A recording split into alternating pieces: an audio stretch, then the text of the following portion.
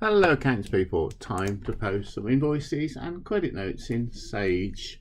We're following the AAT standard order. We're using the Campbell Kitchens, the old paper that's very old but it will do fine for this exercise.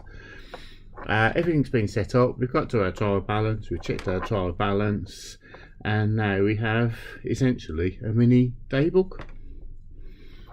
And we can do it as either a batch credit for credit notes, or in this case, to start off with, a batch customer invoice. What that means is we can actually invoice all of our customers at once.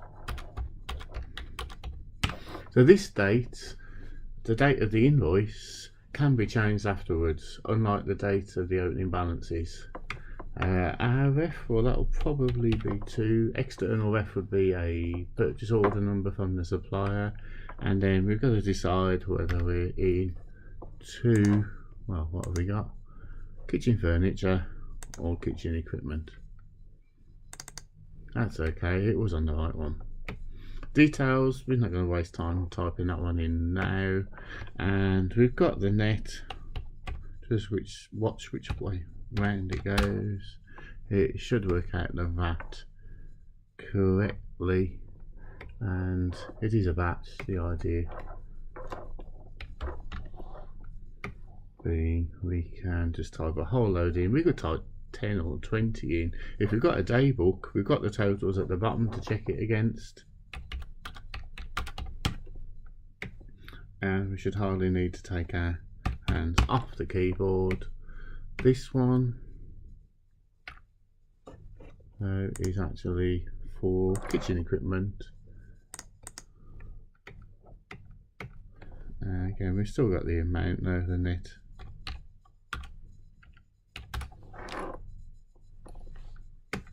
And the amount up here, 2863.92. Yeah, check that one against the daybook before we click save, and that's 2 customer invoices posted.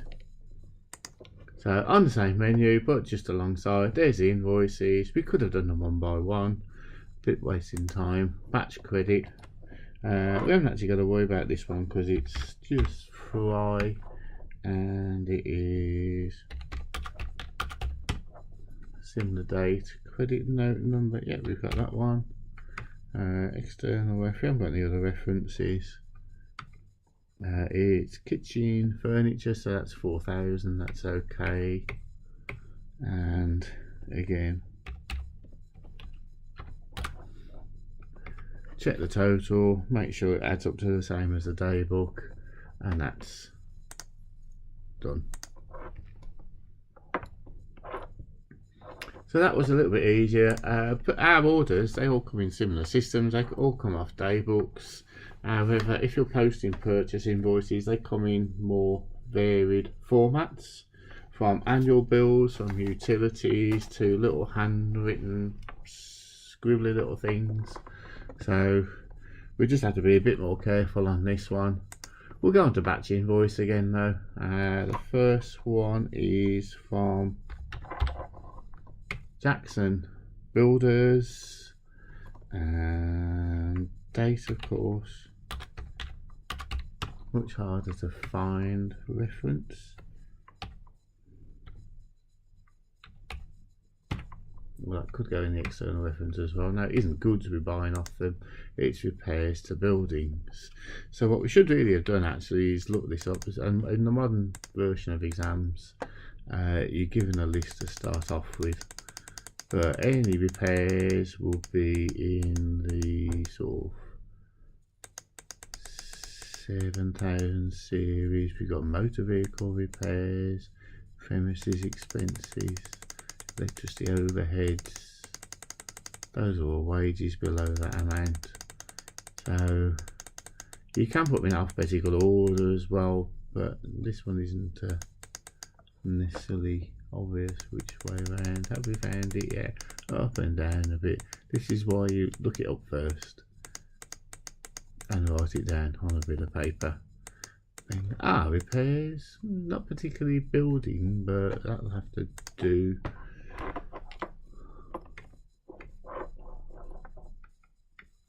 Again, net. Now remember, you're looking at somebody else's invoice, so the structure might be different in the VAT codes, but not that one. So we can click that one.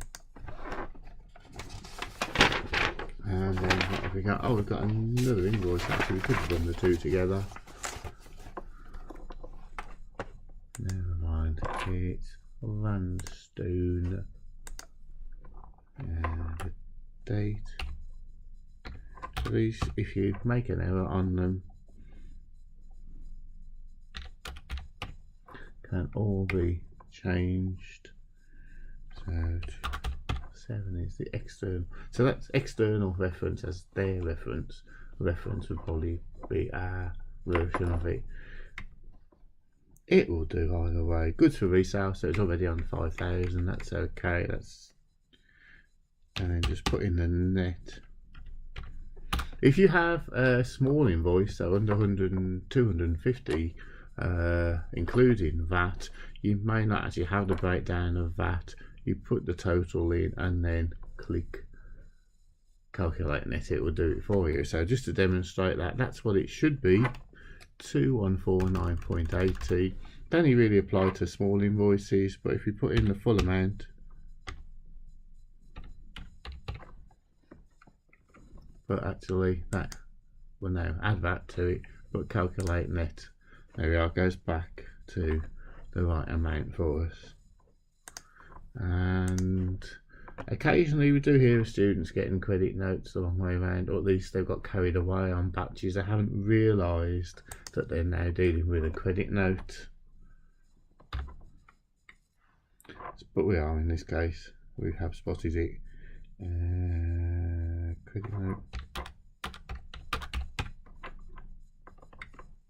Credit note number. External ref, doesn't really have anything else. It's good for retail with returning goods, and yeah, check it's calculated the VAT correctly. We can overtype the VAT if we need to, maybe a rounding up or down error on a supplier's invoice. It's not our problem if they'd rounded it down, which they shouldn't have done since about 2014, but some people still are doing it. We just overtype it. It's their problem. They need to explain it to HMRC. We don't need to add the extra penny or two onto our invoices. And that's to purchase credit notes. So invoices and a credit note done. There we are. So invoices, very similar system. Invoices. If we just have a quick look at our transactions, we can see they're coming in sales invoices, sales credits. Just check we didn't get carried away, we put the right dates in, we put enough details in. Notice when I used xref instead of ref, it just looks up a little different, and it shouldn't really cause any imbalance in the trial balance. It will still balance. We don't really need to check this one.